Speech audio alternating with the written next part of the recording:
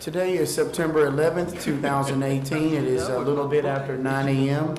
So I will now call this meeting to order, and we will have our invocation and pledge of allegiance. Would you please stand?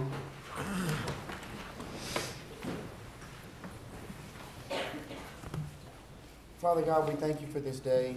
We thank you for a chance to come together and to glorify your name and to do what's right for each and every citizen. Father God, we also ask that you please bless those who were affected and have continued to be affected by the situation that happened on 9/11, 17 years ago. Father, we thank you for bringing us together as a community and as a nation in a time of need. And today we ask that you please just continue to guide us and comfort those who need you at this difficult time, Father. And we thank you for who you are, and we bless your name. In Jesus' name we pray. Amen. Amen. I pledge allegiance to the flag of the United States of America and to the republic for which it stands, one nation, under God, indivisible, with liberty and justice for all.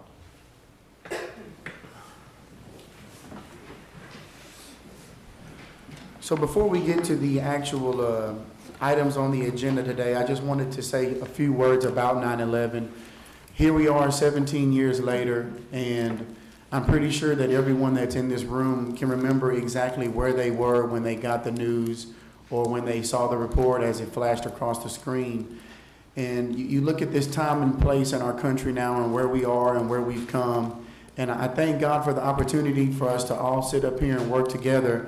But I ask that we continue to pray for those who were affected, because many people lost their family members, co-workers, first responders who went in unselfishly to help others. And so just today, as you walk around and do your business, remember to take time and think of those who may still be in pain. So we'll move on now to the meeting. With item 3, motion finding that the advance posting and notice requirements of Article 8.1200 of the Code of Ordinances of the City of Orange, Texas, have been met in relation to all minutes and pending ordinances and resolutions on this agenda, and that the reading of such items be confined to the captions as are agreed upon by the ordinances and resolutions. Do I have a motion? Motion. Second. I have a motion and second. All in favor say aye. Aye.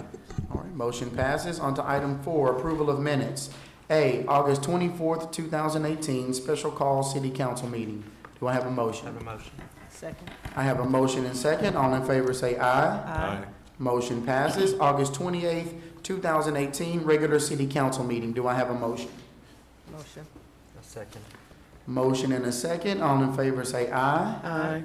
Motion passes. On to item 5, citizen comments. At this time, comments will be taken from the audience on any subject matter, whether or not that item is on the agenda. All comments are limited to a maximum of 3 minutes for each speaker. Your comments are appreciated. As the Texas Open Meetings Act does not allow the council to respond to items not listed on the agenda, your comments will be duly noted by the council and forwarded to the appropriate department for prompt consideration. At this time, the first person I have on the list is Ms. Brandy Judiz.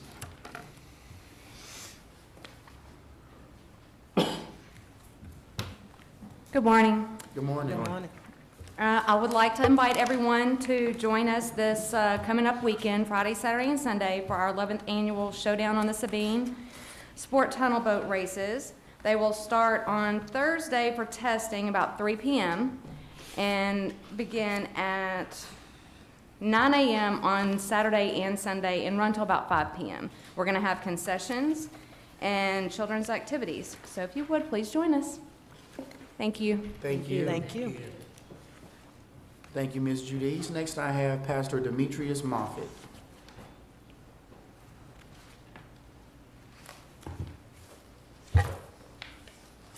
Good morning. Good morning. I'm coming before you today to talk about a social injustice that is near and dear to my heart.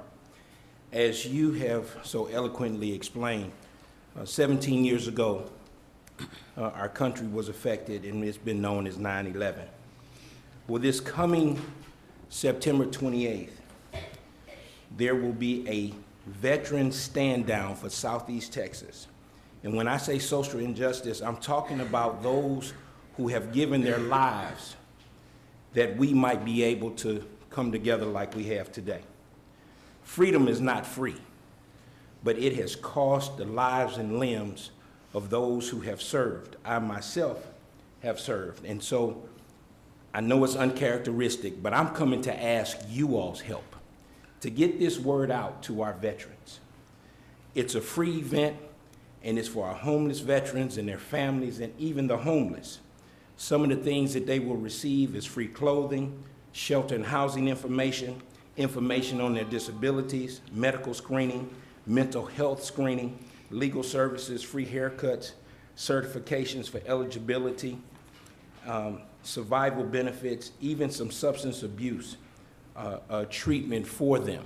And when I say social injustice, our veterans go, and everyone isn't not like me to have served and then had a better quality of life. Some of you all may have some veterans in your family, or even those here. But this is an opportunity for us to reach out to our veterans and help them, for they have given. In the book of John, chapter 15, it says, for us to love one another as Christ has loved us. No greater love than a man has than to lay down his life for his friends. So I ask you, let's spread this word September 28th, get it out to our veterans so that we can help them to have a better quality of life. Thank you.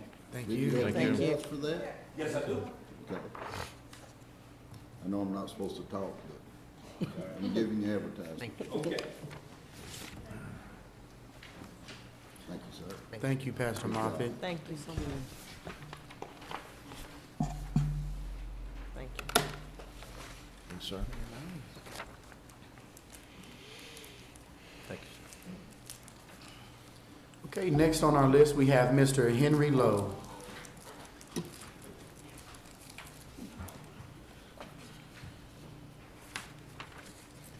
Mr. Lowe. Good morning, Good Good morning. morning, sir. Mr. Mayor, Good morning, City sir. Council. I'm here today, I read something in KOGT the other day that concerns me. There's a high-tech development companies planning to build some new homes, and it has been approved. It's within the city limits, but troubled me was one little section there where it said that the children of these homeowners will go to Bridge City to school, passing right by dear old West Orange, which is only a couple of miles from this development. Who decides where the children go to school?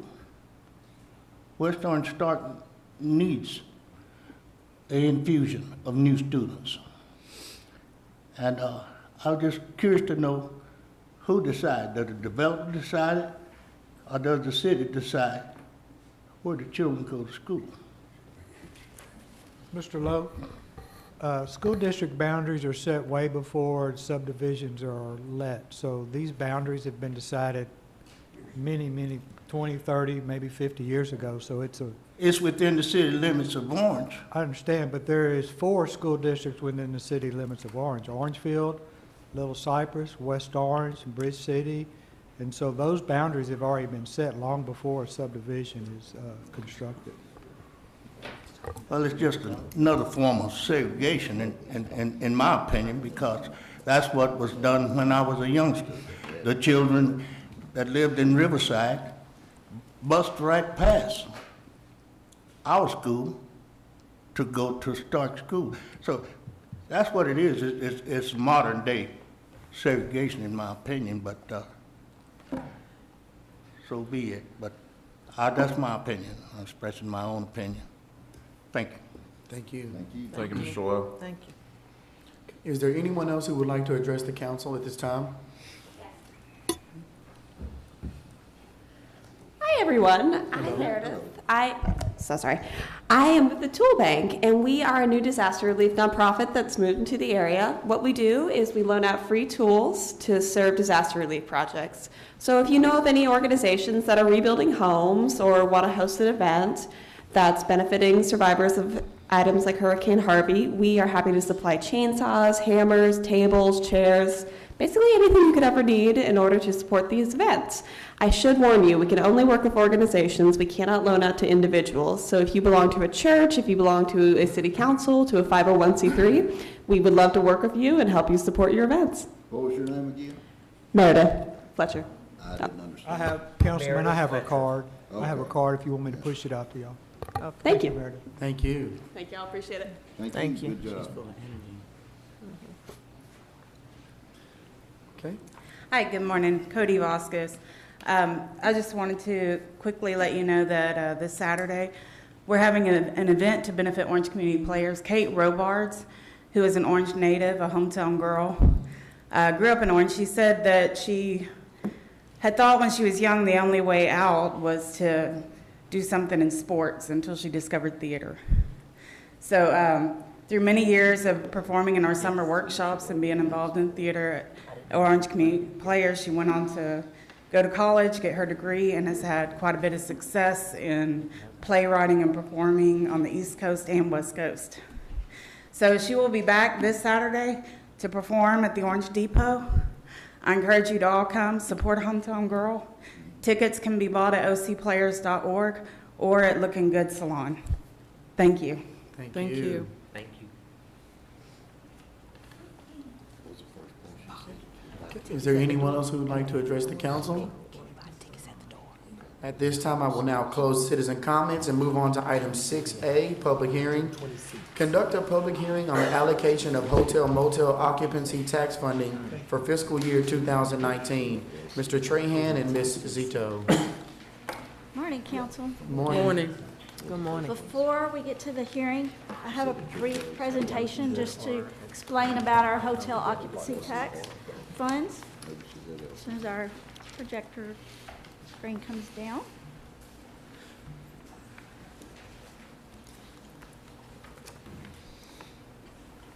As you know, hotel occupancy tax is collected by our local hotels. It is currently 7% for the city, and these funds that we receive are restricted in their use. That's why we have applications out to the public, and they have to prove for their specific uses. The revenue use of this is governed by Section 351.101A of the Texas Tax Code. It specifically says revenue from the municipal hotel occupancy tax may be used only to promote tourism and the convention and hotel industry. So they've also put limitations on your funding. Most of the limitations are based on a population. We fall in the less than 25,000 population range. So therefore, our advertising, for advertising promotion, the city must spend at least 1% of our rate on advertising and promotion. Since our rate is 7%, this equates to 14.29% of our funding. They also give us other limitations, like we cannot spend more than 15% on arts or 50% on historical restoration and preservation.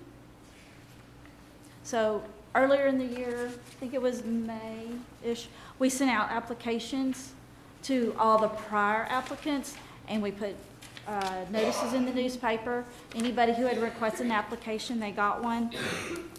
They sent them in, the staff reviewed them, and we narrowed them down. So on this page, you will see what they requested, all the applicants, and what they requested, and what the staff is proposing.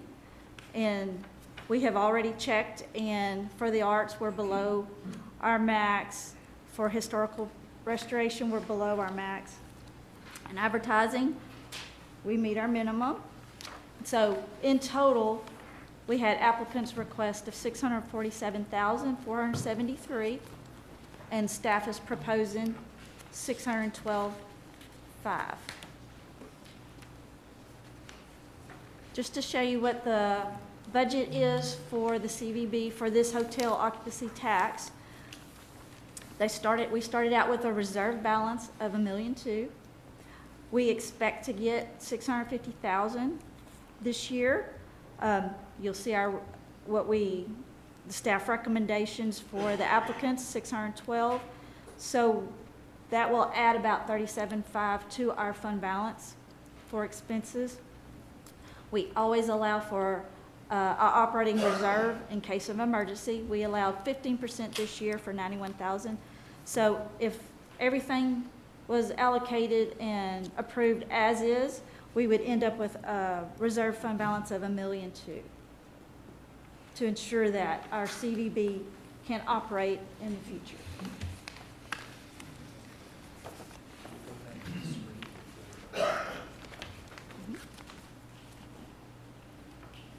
Okay, so first of all, I would like to thank Ms. Zito, obviously, for all of the hard work that's been done to get this presentation to you at this point.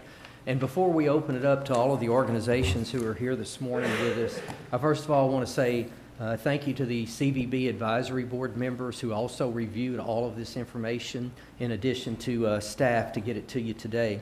As Ms. Zito mentioned, the awareness was created in terms of the existing applicants, but also reaching out to the community and other nonprofits through Facebook and media press releases to get it to this point. I want to thank all of the organizations who are here this morning in terms of their commitment to promote tourism and the hotel industry in the city of Orange.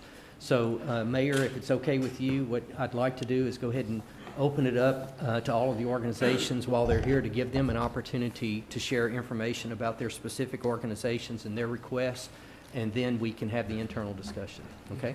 Thank you.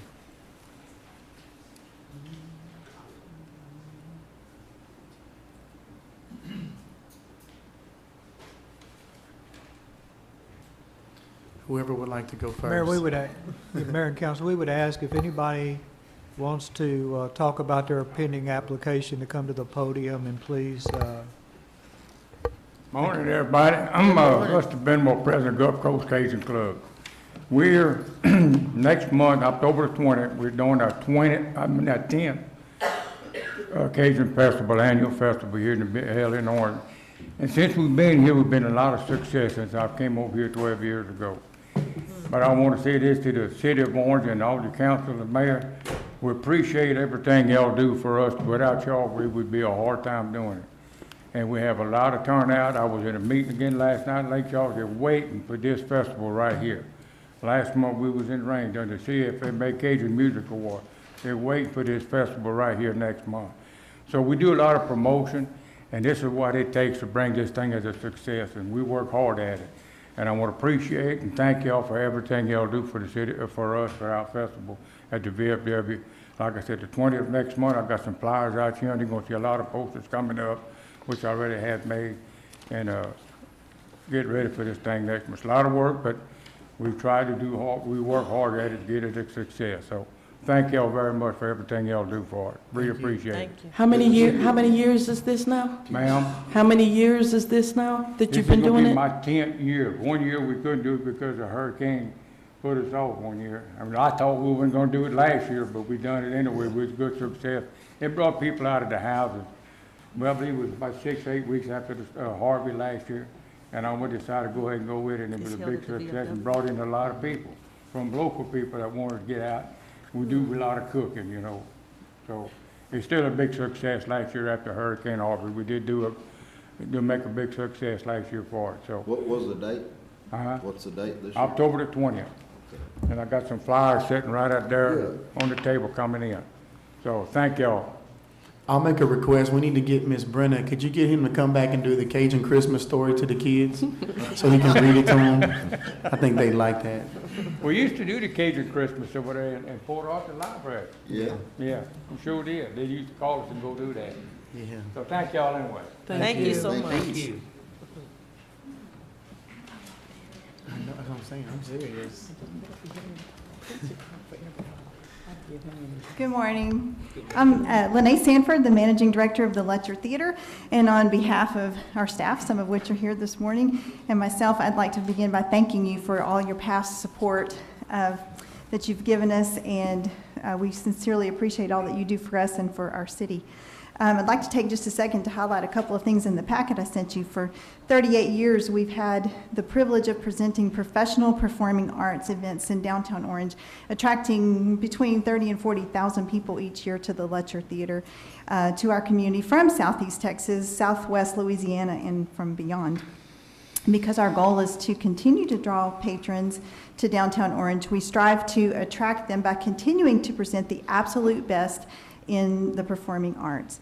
Each year we spend about $100,000 marketing Letcher programming through TV, print, radio, and online campaigns, resulting in a significant regional impact for the city of Orange. And not only do patrons from outside our immediate area stay in our hotels, but the performing arts companies and artists who travel here also stay in Orange hotels. And just a fun figure for you this year, by the end of 2018, we estimate 867 hotel rooms to be rented this year alone by artists that are coming to the Letcher. This next season, we're honored to be teching, which means 2 production companies, too, will be rehearsing their shows at the Letcher Theater and will be kicking off their national tours from Orange. They will be staying in Orange hotels for literally hundreds of nights if you add up all the people and all the rooms for that amount of time.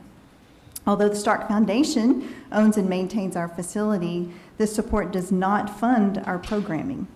And Letcher Theater, Inc. is a separate 501c3 nonprofit organization that raises approximately the $1.5 million it costs annually to bring this world-class entertainment to Orange. And so, you know, a typical expense for a Broadway show is about $65,000 for one show.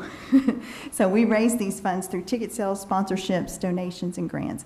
So in conclusion, we count on and so appreciate your continued support with the hotel motel tax designated arts funding so that we can continue to attract Southeast Texas, Southwest Louisiana, and beyond to downtown Orange for incredible events and world-class experiences. So thank you so very much. I have one question for you. If we could somehow miraculously give you all this 612,000 that's at the bottom, could you get Hamilton here? I try. Maybe a generic Hamilton? A generic Hamilton. You know, it depends on what's touring, but I know who has it. I might could get it here if we could book it for multiple performances, so. Thank you. Thanks for having the amount of rooms that y'all use per year. Sir. Thanks for having the amount of rooms. That's what proves where money goes. Yes, sir. Thank you.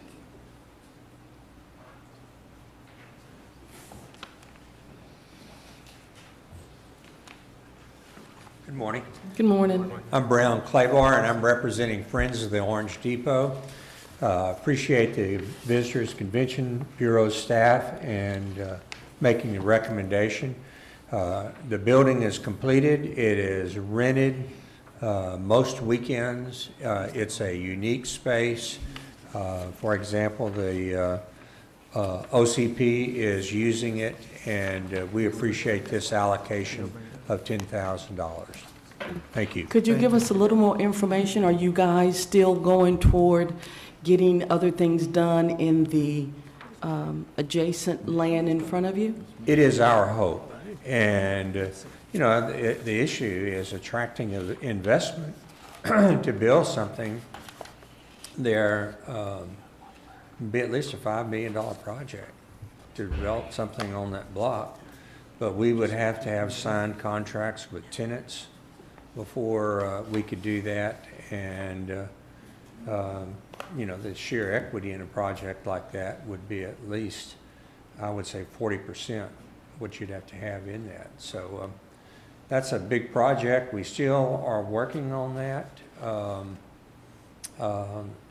I've talked to 2 different developers and looked at a funding project of Newtown money for that, where I could get 30% of the development. It's in the right census tract, and I have not given up on that. But even if I can win a grant of 30%, that is still going, and a project has to be a minimum of $5 million. That would still mean that we would have to have signed contracts and the tenants would have to meet the requirements of what that grant was.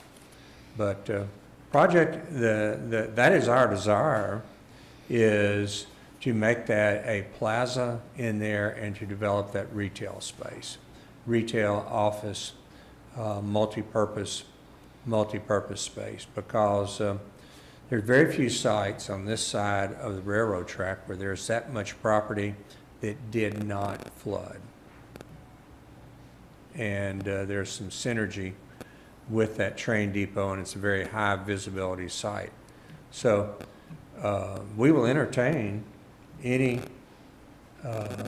developer, and I continue to shake the trees with that, but you know, it's a big step. But yes, to answer your question, that is our desire to develop that property. Thank you. Thank you. Thank you.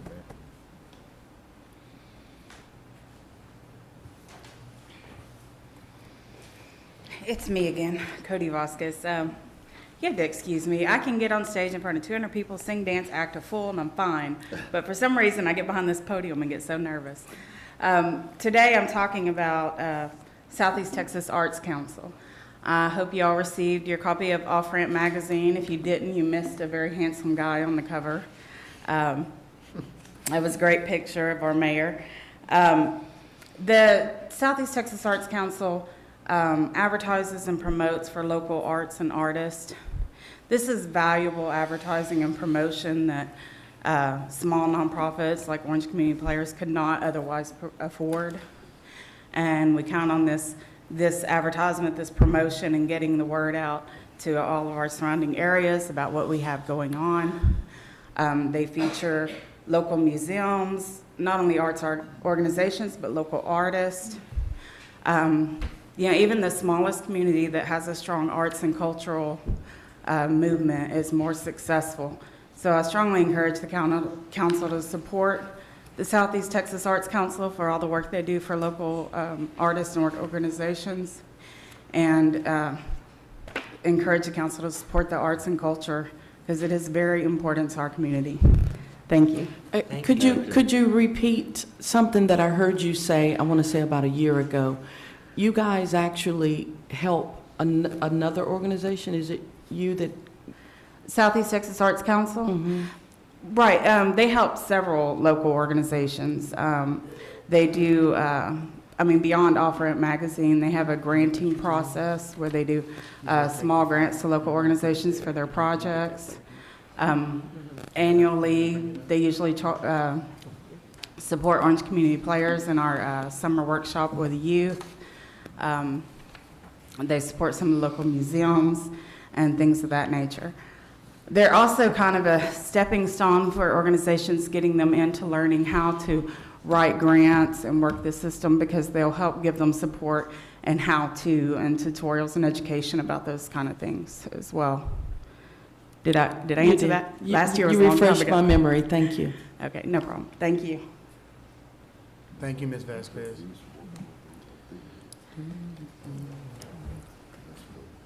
Good morning. Morning. James John Gothia. I'm here representing the Orange Chamber of Commerce. Ms. Shasso is out of town today. First, I'd like to just tell everybody on the court, thank you for your consideration of the money that we use at the Chamber for the two events that we have on the board. One of them is our Mardi Gras event and the parade. We look forward to that every year. We put, I know the Chamber and its members put a lot of effort into making that event a great event for Orange and the surrounding areas. And then also our National Fishing Tournament request. This is 2013 was our first one. We've done several since. We can, there's a lot of work, a lot of volunteers that go into making that thing happen. But one of the things that I'm proud of as being part of that is that when we go to other cities and other towns where these events are being held at across the United States, is that we've become a model for what these other towns are doing. We kind of set the standard for what an event should look like, and with our festivals and the music and everything we do, and so that's kind of become what they're trying to do in these other locations. We were at one recently that was in Louisiana where they've went in and put the infrastructure that we already have in place. The City of Orange's boat ramp is probably one of the best venues that we get to use or that they get to use that these groups have, and they like going to that place. And so other communities, like I said, have kind of looked at our model, and they're actually copying what we do here, and they're investing the same thing that we did years ago, but they're investing in that now to put in nice boat ramps with big parking lots and stuff with venues that they can hold other events. We do enjoy a relationship with Jay and his staff and helping us put these events on. It is a partnership between the Chamber and Orange and the county, and we want to thank y'all for the consideration of that. These events, when we bring them in, average about 600 room nights over the term, anywhere from 600 up, on that, because they're here for several days. And this, 200 to 300 people that are participating actually in the event itself with news media, their film crews and the stuff that they use. So we know that we're getting a lot of exposure out of it. The last event that we had here with the Elite Series, when they came, there was 7 million web views for that event. You can't buy that kind of exposure. I mean, so especially for what we're paying for it. So again, thank y'all for the consideration of that. Thank you for the use of the money, because we hope we're doing the city of Orange in our county proud by using that money. Don't leave too soon. Okay. I can't say your name like that handsome Cajun guy would say it, but so I'm just going to call you John, if that's okay. That's good. There's a celebration that happens here every year.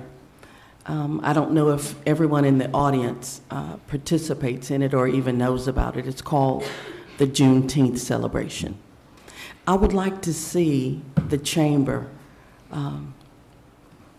collaborate with the organizers for the Juneteenth celebration so that we as a city can understand the significance of that.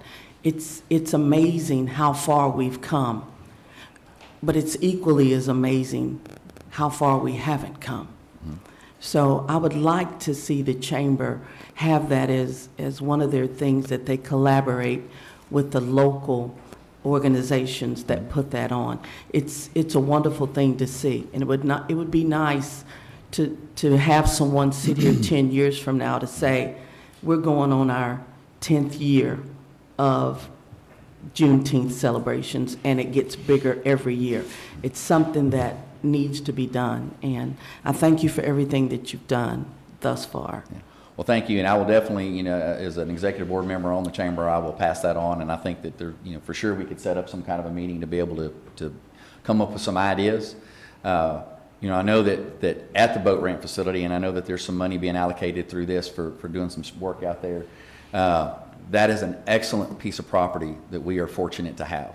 And I know that there's some consideration and some movement right now as far as getting some more infrastructure put out there so that we can do more events such as that and make it easier for people that want to come in and put these projects together, because it is a lot of work. And I would say the majority of them that are here are volunteer agencies that use a lot of folks. A lot of you sitting right here now have been out these events, working and doing it because you love your community. And as we can move forward with that, then it's going to make the possibility of things like that take place, because I'm with you. I think that the more events that we can do to celebrate our heritage and our past and our future is beneficial to all of us.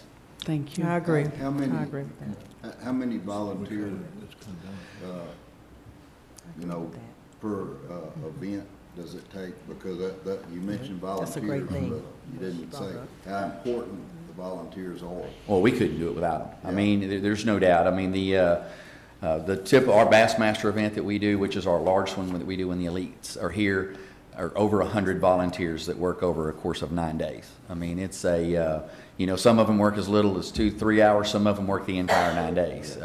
We have several that are out here, and like I said, I always hats off to Jay and his group, because they help us get all of it, to the people of the city for getting the facility ready.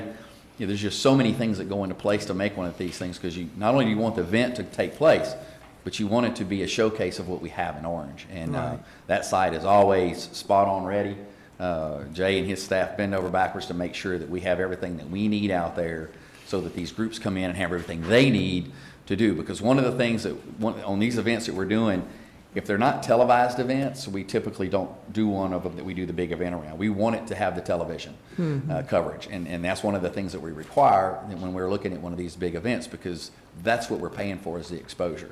That we can get this, that Orange County, the city of Orange, out to a lot of people, so that people know we exist down here, Right. You know, I've said before in these meetings that when I go out there and when I travel around to these other events, when I first started doing this, I've been doing it for years. When I first started going to these, the bigger events, the classics and the things like that, people didn't know where Orange, Texas was. It's really nice now when we go, they know where Orange is. I mean, everybody in that sports world arena knows where it is. And a lot of these people are now coming back and they fish here more often, and our local people are fish here. You know, I can remember before we started doing these events, and I'm a water guy. You know, I love being out on the water. I love being in any way, shape, or form I can get there. I know Larry's the same way. Mr. Spears is that he loves it too. We all do. But we were going down to the boat ramp on a typical weekend, and sometimes it wasn't a whole lot of folks. I mean, for the facility we had, not a lot of folks using it because people were traveling elsewhere. We've proved that there's fishing available here, and that there's a lot of stuff that you can do to recreate with the boat races and those kind of things like that, or showcase what we have. Well, now on any given Saturday or Sunday, if you're not pretty early in the game, you're probably not going to have you're going to have a hard time finding a place to park. Wow. And then it's great to see That is. not only on the use of the people actually using it, but from an economic standpoint, that now instead of those people going to someplace else where they're putting their boats in and buying their gas and the things that they need in their boat and their bait, they're buying it here locally. And that's really the driving force behind doing this, is that it's to keep that money local. That's The day after the concert, I went out there to actually measure that stage, and it was like 6 something in the morning. Well, Steve Jones is out there working, so I stayed around and helped pick up garbage. But that man puts in a lot of time, whole lot of time. That's right. Yeah, we affectionately call Steve Uncle Steve. Yeah. He's in my phone that way. He's in the Bassmaster phone that way, because he is the does it all, can do it all, never stops kind of guy. And like I said, without all the volunteers that we have, and like I said, we average over 100 volunteers, we could not do this event. You know, These events are great. Yeah, And we well, have a thank you. community where people are coming here to Orange. That's fantastic. That's Instead of us having to always go outside of our own community, taking our funding and supporting other communities. We need to keep our funding here, so those events are fantastic. And I would also just like to add, as the last bit of thing, is that, you know, when I go to these other events too now, it's kind of nice because these guys that we're dealing with, the anglers, the people that put these events on, they're asking now when they're coming back to Orange. Because the hospitality that our city, that our community shows to these folks, they'll tell you they don't see that everywhere they go, and they really appreciate what they get here. And we roll out the red carpet for them, and they appreciate it. And that's what brings all these other events. And I know, I think Jay can attest to, we had other tournaments that are coming here now that we're not even doing an event around, but they just want to use our facilities. Wow. And that's great. And like I That said, the speaks city's always volumes. been accommodating and making that happen. And so it takes time to get those things going, but we're there. So thank you. Thank you. Brown, what year was the boat ramp built? 2004. Yeah, that was the first economic development project. It was a good one, too. Used after the half-cent economic development sales tax was passed. That was a commitment we made to voters, and that was the first project that we built. And who had a lot to do with that? Brown Claiborne. So just, you know, you look back and the guys were thinking about the future, and I don't even know if y'all thought it would ever have blown up like it has. Well, and thanks to Brown for that, but I mean, it is. It's you got to have vision, and sometimes vision's hard to trust, but you got to trust it sometimes because that's what gets you there. But thank y'all again. Thank you, man. Thank you. It would have never happened if they hadn't. Literally.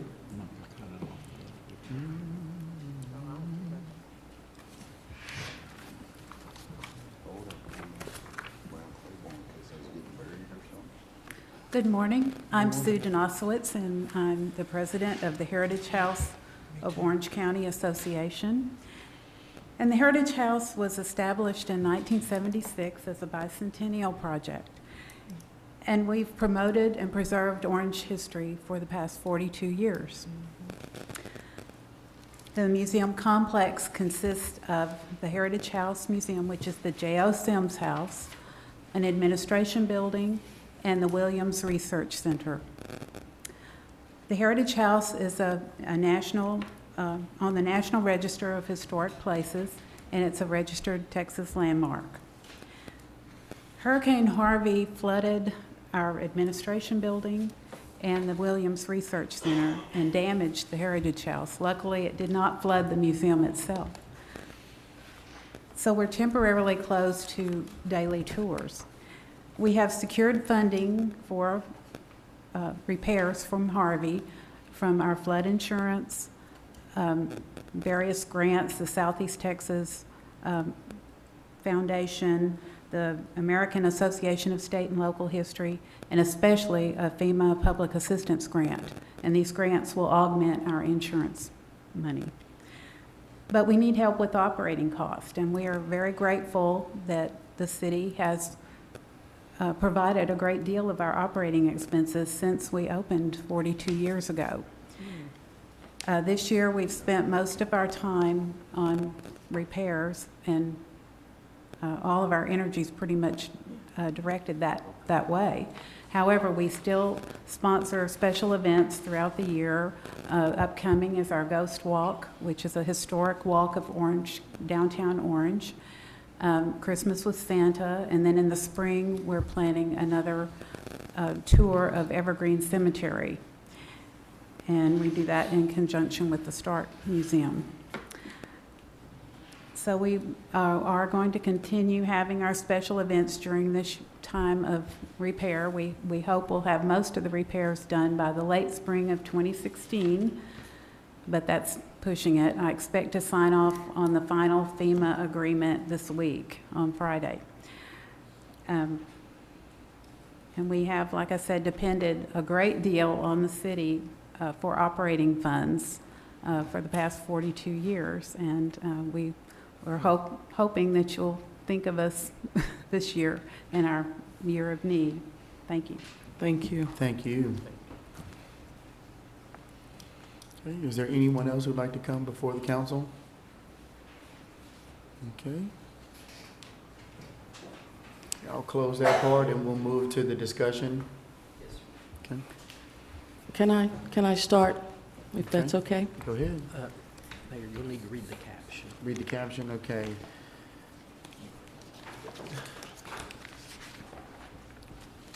The same one can consider a motion. Okay, discussion or action, item 7A. Yep. Consider a motion authorizing hotel motel occupancy tax funding for fiscal year 2019 as follows. Item 1, Lutcher Theater, $45,000. 2, Friends of the Orange Depot, $10,000. 3, Heritage House, $25,000. 4, Chamber of Commerce Mardi Gras Parade, $5,000. 5, Chamber of Commerce National Fishing Tournament, $25,000. 6, Gulf Coast Cajun Annual Festival, $5,000. 7, Orange Trade Days, $5,000. 8, Riverfront Boardwalk Landscape Maintenance, $10,000. 9, SeaTac Off-Ramp Magazine for $5,000. 10, Convention and Visitors Bureau budget of $392,500. Item 11, Boat Ramp and Walk Bridge project of $80,000. And 12, Orange Lions Club, $5,000, with a total of $612,500. Mr. Trahan and Ms. Zito. Yes, sir. Thank you, Mayor. Just a few comments. In terms of the process, I do want to clarify that the state mandates that we have to process 2 notices of public hearings, and so those 2 notices have been formally done to meet that mandate. So that's first and foremost something that I need to share with you. The second thing I want to share with you is that staff and the advisory board realize the value and the importance that every organization brings to this process. And we make a concerted effort to fund every viable organization that's promoting tourism in the hotel industry at some level. The balance is in terms of the total dollar amount of requests versus the revenue projection. And basically that's what you're faced with today as a council in terms of the proposal that we've worked through to do a few things. Fund every organization at some level. Secondly, to also protect the fund balance and the reserve fund in the event that our hotels go through some type of major event that would restrict funding in the future. So that's where the balance is, and we set the example by noting the CVB budget. It was proposed at $423,000, and we reduced it to $392,000, primarily 2 line items, advertising and special services, to be able to offset some of the requests of these other organizations that are here. So that's the partnership that we try to create. Now, I do want to point out one line item that has been referred to, and that is the Boat Ramp Walk Bridge project. It was just mentioned that the project went through in 2004 under the leadership of former Mayor Brown Claiborne and the council that was seated at that time. Part of the general government budget process and workshops did have a line item in it, but you as a council directed me as the director of the CVB to consider increasing the original application to be able to do the work that needs to be done to preserve this venue that so many people have been very complimentary of. And it involves a replacement of boards as well as the walk bridge. So I wanted to specify that Mr. Jim Wolf and his team worked through the process in terms of an opinion of probable cost, a bid in terms of what it would take to do a turnkey project out there to preserve that venue. So I just wanted to share those comments with you. We bring it to you in terms of proposing it as a staff, and then we ask for your direction in terms of what your pulse is for each organization. So I'll turn it over to you, Mayor. Thank you. Is there an actual, so of the 612,500, is that that's the total amount that we do have that we can give out? No, sir. That's what's proposed with the balance in terms of also protecting that fund balance as well. We're projecting a revenue, and it's strictly a projection based on history in terms of what we hope to receive in the next budget year of approximately $650,000 in revenue as a result of the hotel tax. So that's what we have in terms of our projection. But the actual fund balance, if everything is funded at the level that we're proposing it, we'll have a reserve fund of approximately $1.2 million going into the next budget year. Gotcha. And we're able to use that reserve in case something else comes up that we want to fund. Right. Subject to your approval. Another project out there. Yes, sir. Another major tourism event that we're not aware of right now that may be brought to our attention, and it could happen. Yeah, I think it has in the past. Right, and so that's where it's at, but it's also a projection in terms of funding the CVB in the future as well as all these organizations in terms of a very conservative approach that was a result of 10 years of budgeting to get us to this point right here. Yeah, sometime an event sneaks up on them. And that's a good thing, and we want to be prepared for that. We want to be able to handle it, to be able to say yes, subject to your approval as a mayor and council. So it's before you in terms of what is proposed, and then we ask for your direction. One of the things I wanted to say is, a lot of times, people ask for the money, and they sit and they ponder, what can we ask for that will get us closer to where we want to be? I think it's commendable to everyone that showed up today to say thank you in advance, because that's what you're doing. You're thanking the city in advance for helping you help the city. I didn't hear from everybody today, and that kind of made me sad, because this is not a given. It's not a given that just because you get the application, you fill it out, you send it back, your organization is on here, it's not a given that you're going to get exactly what you asked for. Am I right or wrong? That's correct. And it's not a given that it's just there for you. We sat here a couple of years ago and we saw another organization come through, the Old Orange Depot. That depot looked like a haunted house. Literally, it should have been rented out as a haunted house to raise funds while it looked the way that it looked. One of your artists, a photographer here in our city, took this the other day. There are more pictures outside. Don't know how many are left. But she was at the right place at the right time, because even the cloud that's above the Old Orange Depot looks like a house. So in saying all that, I'm hoping that we're all on the same page as we sit here today to try and dig a little deeper in the corner of our pocket to give a little more money, just a little bit more, to these organizations that are present, that took time out of their day to come down and sit with us and thank us in advance. I'm not going to tell you what I'd like to give everybody, because you would probably tell me to get up and give you my resignation right now. But I want to give a little more to those who showed. The Off-Ramp magazine, they asked for 7. I'd like to give them what they asked for. The Old Orange Depot asked for 15. I'd like to give them 20. But I'm gonna let everyone else talk, because you know I'm being selfish and personal, and that's just the way it is. I want to help those who have helped us, and this has helped us tremendously. If anybody ever goes by there, it's never empty. People have embraced this. I have seen so many pictures with this as the background, because they've done a phenomenal job. And this one will be on my wall at home, because they've done a phenomenal job. They are showing that they have pride in their city. They're showing that this city is worth saving. Once Hamilton gets here, yeah, the city will be totally saved. But we have to get to that point, and we have to help you get Hamilton here. So, you know, I want to give more. I'm going to leave it to somebody else, and I'm just going to leave it at that. Okay, we have a list here that was passed to me, and we have a few adjustments we'd like to talk about, Jay. The first one is the Orange Trade Days, 5,000, to remove that and move that to the Heritage House, to where they go from 25,000 to 30.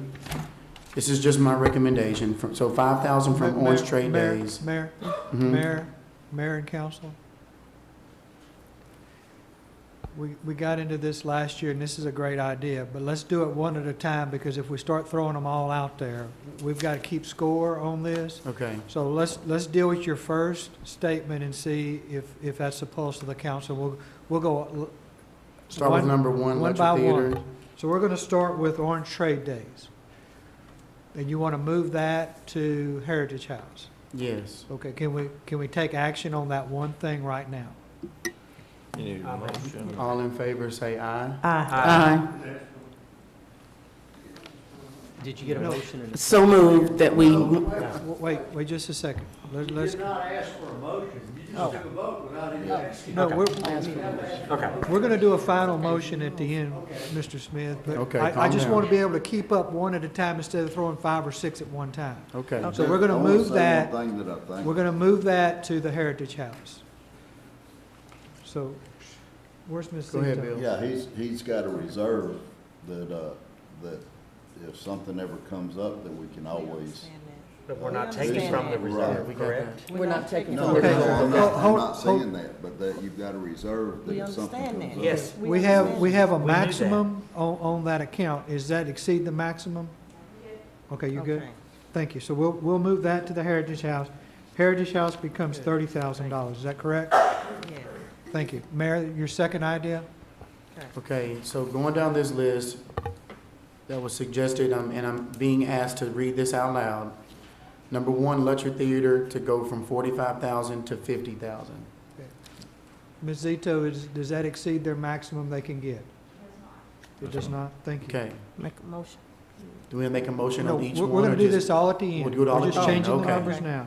So Okay. say that again so I can get Okay, caught on the up. very first one, they have the Letcher Theater from 45,000 to 50,000. Thank you, sir. Okay. Number 2, Friends of the Orange Depot went from 10,000 to 15,000. Thank you, sir. Okay. The Heritage House, which we just said would go from 25 to 30. Thank The you. Chamber would stay the same with the Mardi Gras. The Chamber Fishing Tournament would go from 25 to 30. The Gulf Coast Cajun would stay the same. Can we give them 7? I think they asked for 7. Okay. Did they we ask can for add 7? 2,000 more. Okay.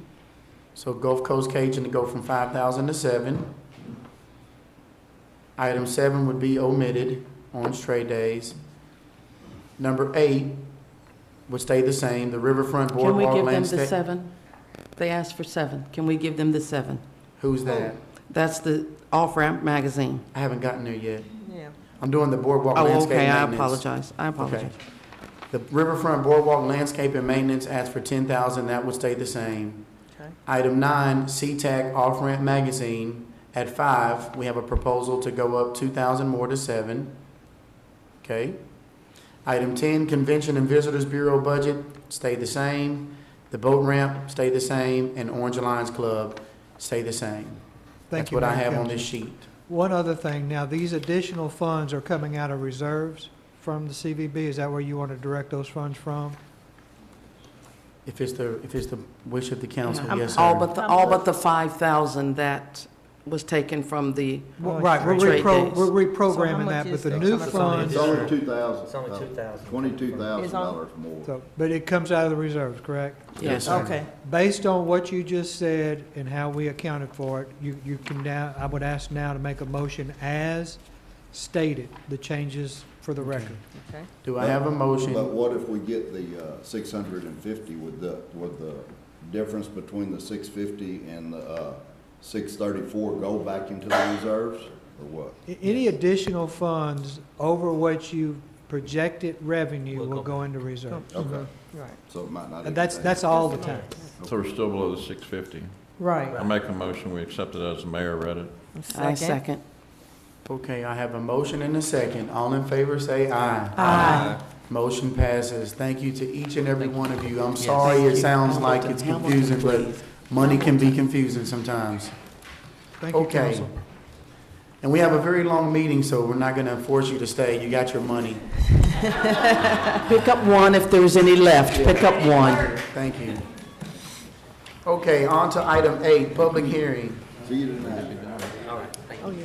Thank you. See that one you got. Good Hamilton, job. please. Good job. Hamilton. You always do a good job. Okay, take me. Yeah, that'd be a lot cheaper. Okay, baby. Yeah. No, it was 22. 22.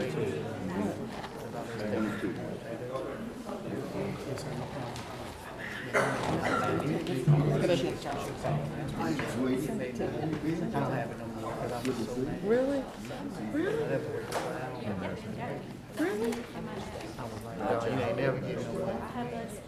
Yes, baby. Do I have a second? Oh, Okay, we can cut it off, that's fine. You can, it's okay. I'll just, Oh, I appreciate, you make sure you get one of these. Yeah, but you need to get one for your house, yes. I will come up there and visit with you, thank you, thank you. Trisha Stroud's good, man. She's damn good, check that out. That's my cousin, I know. Look at She's that house. good. Mm-hmm. Looks like a little chimney stack. Doesn't it? This You is should gonna see be the stuff front she and took there, center. when the snow was here. She did She really did? good. Mhm. Yeah. I called her.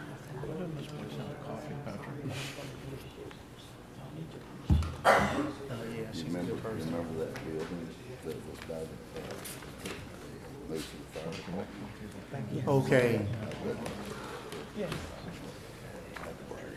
On to item 8, public hearing on proposed fiscal year 2019 budget. Item 8A, conduct a public hearing on the proposed fiscal year 2019 budget. This budget will raise more revenue from property taxes than last year's budget by an amount of $292,930, which is 4.19% increase from last year's budget. The property tax revenue to be raised from new property added to the tax roll this year is $20,200. Ms. Zito. Okay, sorry, I have to sit through another one of my presentations. It's okay. Well, you do a good job. Okay, so this revenue is what we agreed upon the last meeting. .80510 to balance the general fund. Can you say that one more time for us? .805. .80510. So we brought it down from the .83004 or whatever it was? Yes, correct. Yeah. So we actually reduced it. We reduced it. We did not have to go at the highest tax rate. We were below the rollback. But this public hearing is on the budget. So, well, I'm just gonna hit the highlights for you because it's a very big book. I already gave you your books. And the only change is this, what you tweaked it from our existing book that we had got previously. Yeah, everything we talked about, everything you cut in the budget process is included in this final budget to you. This is all your discussion and your decisions. Correct. We increased the revenue, we cut the boat ramp repairs, we moved it. Those kind of things are all included for y'all. Okay? So when you know your, so the budgeted revenue now for the city is proposed at $36,597,252. You can see that the majority of that is the general fund, which is funded by property tax, IDC revenue, sales tax. Water and sewer fund's the next largest contributor to revenue, and it is funded by charges for services, water, sewer, sanitation. Oh, sorry. Hang on. Something's not working. There we go. So just to tell you what the general fund revenue is made up of, IDC is our largest revenue source right now. IDC values actually went up, and property tax is our next highest revenue, and so on and so on. To show you that, here's where the IDC certified values come in. It's about 30 million more than last year. So it went up 2.6%. So that helped our revenue standing. But property taxes, as you know, due to Harvey, went down. So that's what increased our rate. This is just a history of the property tax rates over the last 10 years. You can see some years they stayed level, up and down, and we've had to increase from last year. Sales tax receipts have, for the most part, gone up. Last year we had a big spike due to Harvey. Now we're projecting to come down a little, and then we'll probably level off and probably increase again. In the general fund, we have an expenditure budget of $21,819,000. You can see our biggest expense in the general fund is personnel. The next biggest is maintenance and services. Just to show you this is to show you from last year's amended budget to this year's proposed budget, the difference. Personnel went up a little. We have cost of living, that sort of thing. Supplies, we cut the budget a little, it's down. Maintenance and services is up. Capital outlay, way down. Debt service, pretty level. So overall, the general fund cut their budget by $23,000. So that is good. This just shows you the same categories over various years, 2016 to 2019. Just so you can see that over those 4-year period, personnel steadily increased. It always does. Supplies stays pretty level. Maintenance and services kind of creeps up there. Capital outlay, pretty varied. Water and sewer, our expenditure budget for that is $7,656,560. The same biggest expense for them is personnel. Second, maintenance and services. I did the same thing, so you could see last year's budget to this year's budget. Personnel went down. Now that's because of we eliminated some positions when Inframark took over the water treatment plant, so that reduced our personnel. Supplies went down a little bit, but maintenance and services went up. That's because that's where we pay out Inframark. So overall, the whole budget only went up $30,000, 0.41% from last year. So that not bad for water and sewer. I did the same comparison for water and sewer. Personnel, which would normally be on the rise, came down because of that change in jobs when we hired Inframark. Supplies fairly level. Maintenance and services went way up because of Inframark. And capital outlay always varies. Debt service, it's pretty level.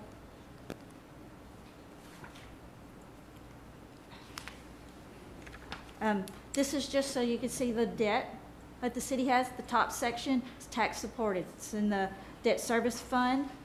The total is $5 million balance right now.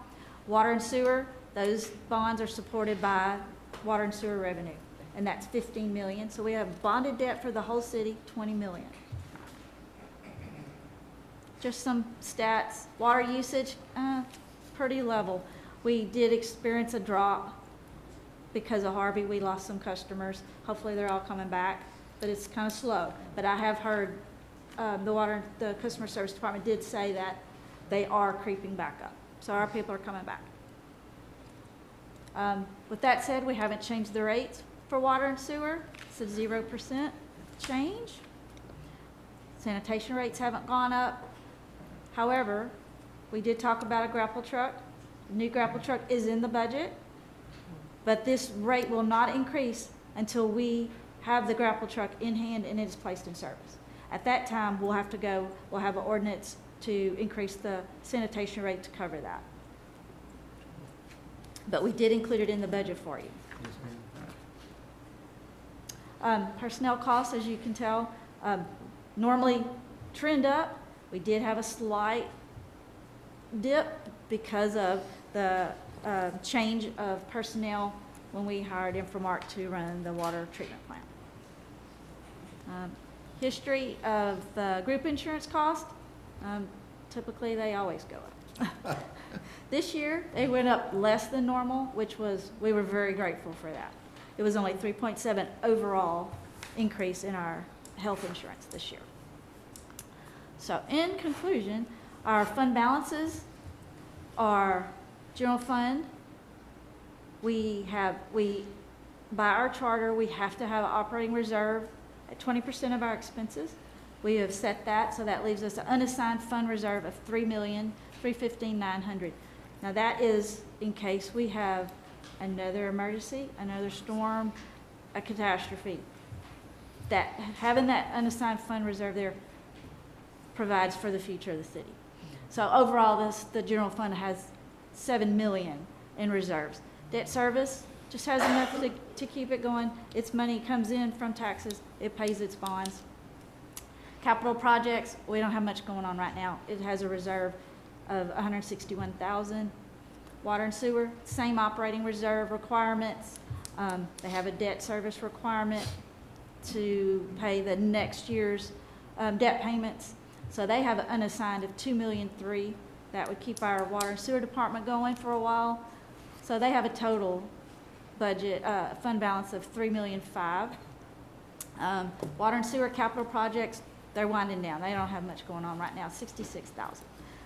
Sanitation has an operating reserve requirement, and then they have unassigned of $1,000,003. So they're pretty healthy with $1,000,006 fund balance. And our special revenues, special revenues are when we get grant money, well, we usually expend it, or we get it and we save it and then we'll expend it in another year.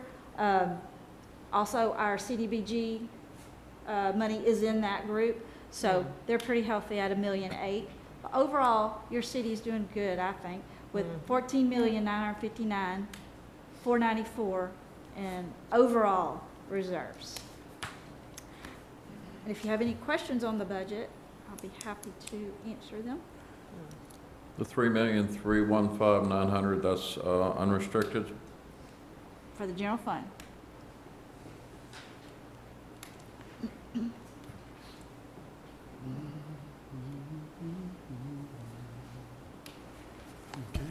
Mayor, if there are no questions, you Yes, can sir. go ahead and open this up. I just want to say thank you, Ms. Zito, for the hard work. We appreciate you. I know it's been a tough year for us trying to figure out this budget, so we definitely appreciate your hard This was work. a hard one. Yes, ma'am. So we can open it up to the public for Yes. So we open the meeting, this part of the meeting up to the public for any comments. If not, we will close it.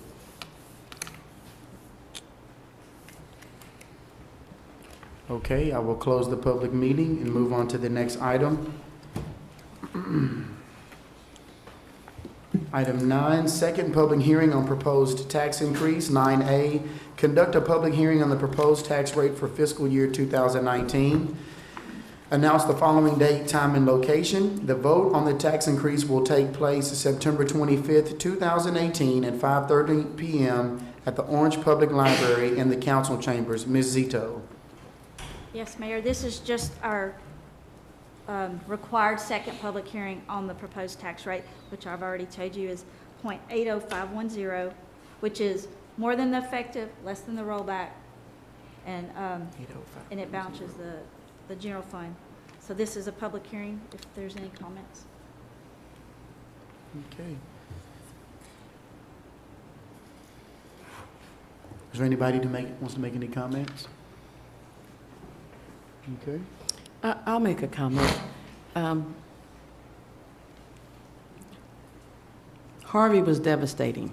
Let me start by saying that. It was devastating. I'm one of a handful of lucky ones that the only thing Harvey did was give me a beautiful waterfront property because it didn't touch my property. And raising the tax rate is something that the city is doing to try and stay operable.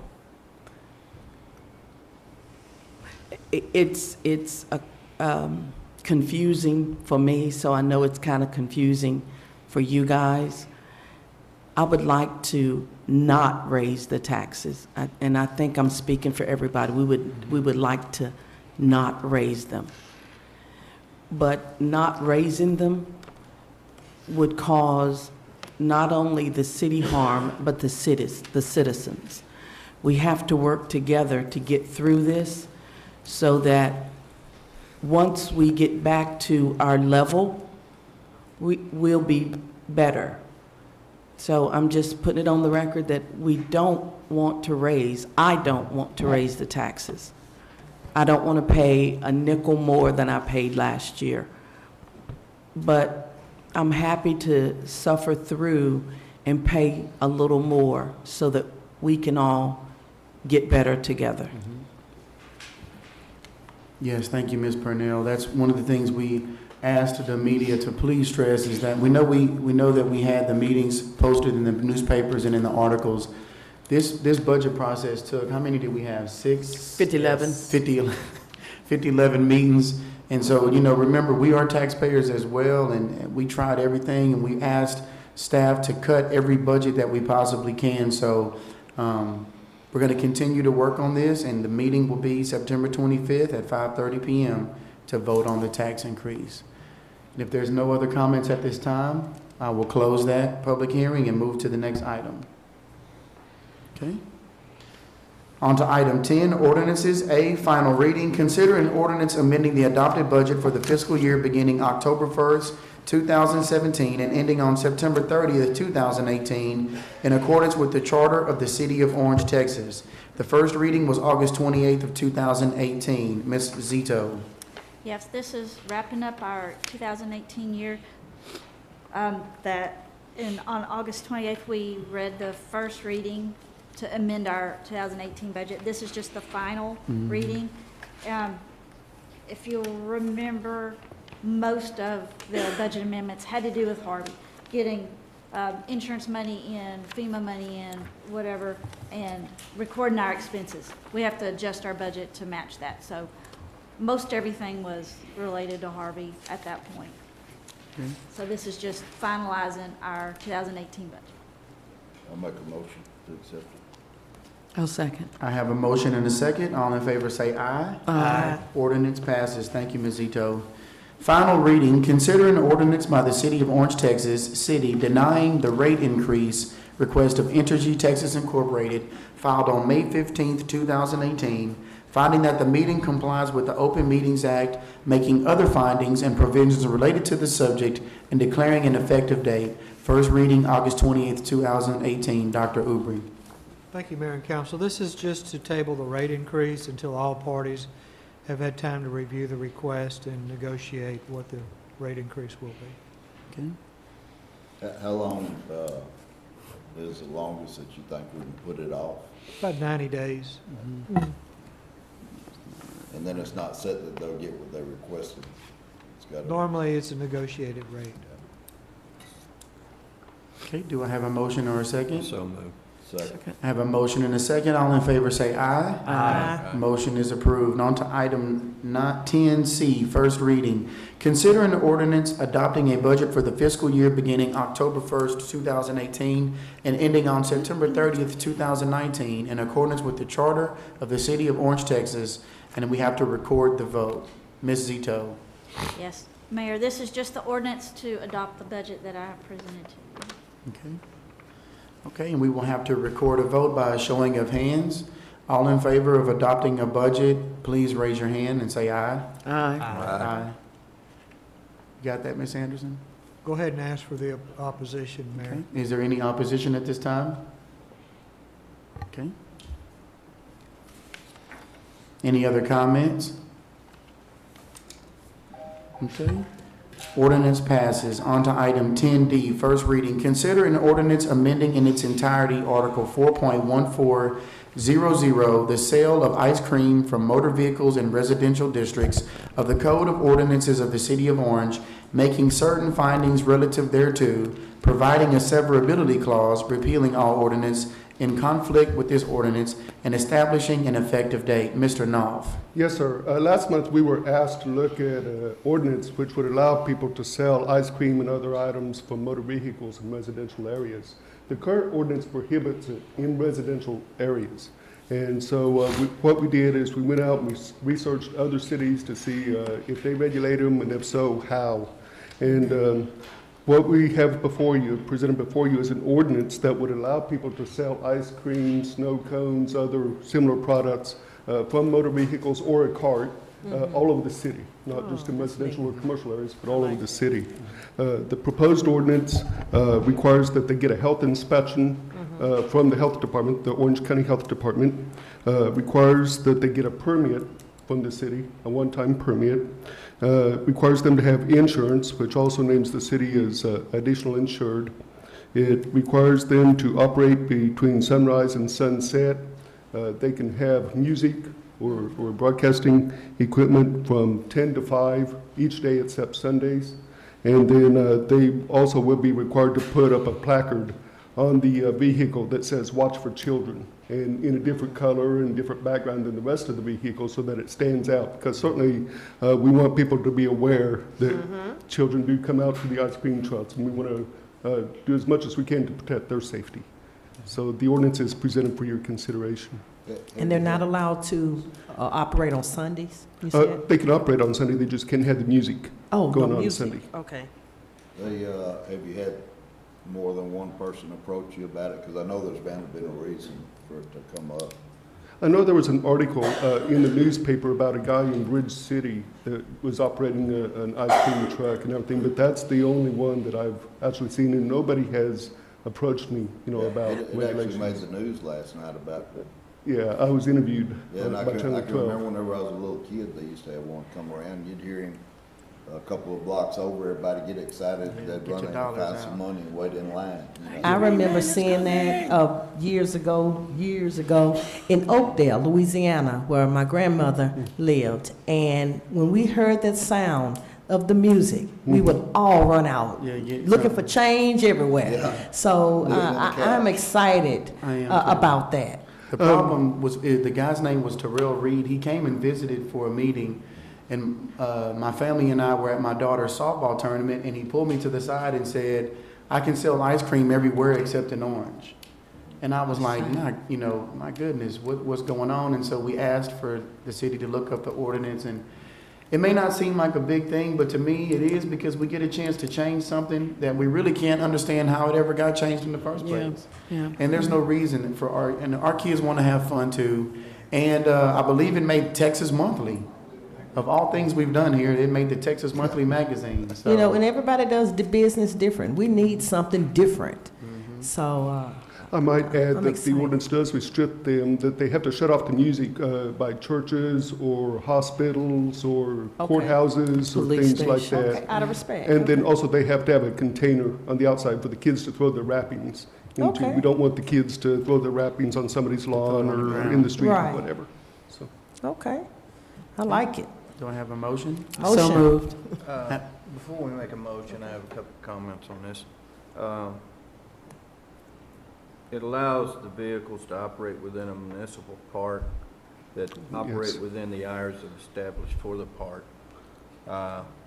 In considering that, realize that the lighted parks are open till 10 p.m. Now, you've got lighted parks, but you also have like Northway, 5 feet away from the track, it's dark in the woods. So that, in my opinion, creates a safety problem. Next, and I'll have to check with Sean, it says in excess of 100 yards. Is that against the noise ordinance of 100 feet? I would have to research it. Right, exactly. Well, I'm just concerned on if we're overstepping on the 100 yards. We have to check the decibel, because that's part of the noise. What's that decibel? What was the time that they could be open to? I was gonna say, Did you it's only like 7 to 10 7. o'clock? Yeah, Well, it's, Lighted Well, parks close at 10 o'clock. they- but it's only 7 to 7, right? Well, they can operate from sunrise to sunset, so that in the winter hours, they're gonna have to cut off around 5 o'clock or so. 5, and yeah. everything. So But that then would- the So that music, wouldn't pose a the music problem. can be from 10 to 5 on every day except Sunday. Right, but he was asking about But if it was operated up to 10 o'clock at night? Yeah. But it ends way before that, correct? Well, it actually allows whatever the hours established for the 5:30 park. to They 7 can, o'clock. yeah, if the park's closed at 8 o'clock, whatever, they can close at 8 o'clock. Okay, If so the park that- closes But at he's not 10, they can. necessarily Okay, just I at the didn't- parks, I right? didn't understand that. Yeah, I He's didn't. traveling Thanks through the for pointing that neighborhoods, out. right? I didn't point that out, so. Also, I got you. if we're gonna pass this, and I didn't say anything for it, I think we should be a little more stringent on the qualifications of the operator. I feel we should do a criminal history on that to protect our children, because we don't want someone coming in from out of town or out of state paying $25 and then allow them accessibility to our children. We just had a meeting, I believe the one before this, on discussing human trafficking.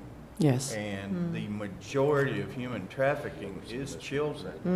And if we're That's true. opening up a situation that can allow access for the human trafficking to increase or be originated, then I feel we need to also prevent it, or not prevent it, but restrict it with the possibility, like I say, of running a criminal history on the driver.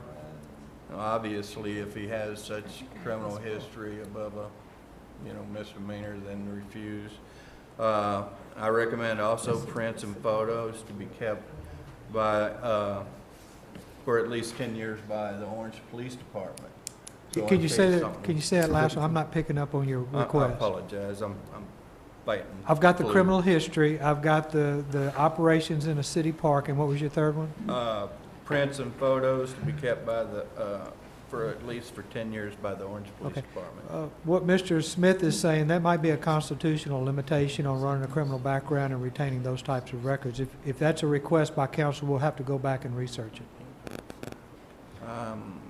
Because door-to-door solicitation, you cannot commit to a criminal background. If a guy's selling you an alarm, which I know sounds ironic, Right. you can't do a criminal background on them. You either Right. let them do it, Or and not. really, you can't prohibit them from doing it. So I hear your question. If those are the three things you want us to go back and research, we'll gladly research that for you. Is that the pleasure of the council? So, Yeah, do you want to table could we this? still pass it and then request that be checked out and maybe added in the future? So, Safety of still children, check it, that's see if it- important. Research something and you want us to amend it, come back and amend it. Okay. Okay. Okay, Is so that far okay, Pat? I have That's a good, motion and a yeah. second. All in favor say aye. Aye. Okay, motion passes. Thank you, Mr. Knopf. So before we move on, you want those three things researched and brought back? to you? Yes. Yes, please. Yes, sir, please. Those are the three. Yes, Criminal sir. history, retention of the records for 10 years, and the hours of operation in a public park. Yes, sir. Thank you. Okay, on to item 10E, consider an ordinance amending Appendix A fee schedule, Article 3.000, business-related fees of the Code of Ordinances of the City of Orange by adding Section 3.400, requiring a fee for a permit to sell ice cream, snow cones, or similar products from a vehicle or cart, making certain findings relative thereto, providing a severability clause, repealing all ordinances in conflict with this ordinance, and establishing an effective date. Mr. Knopf. Yes, sir. This is the ordinance that would establish the fee for sale of ice cream and snow cones and similar items from a vehicle or cart. Yes, and that's a $25 fee. It would be a One-time. $25 one-time fee. Yes, sir. Yes, sir. Do I have a motion or a second? So moved. Is that per It's just vehicle? one time? Just one time. Is that per vehicle?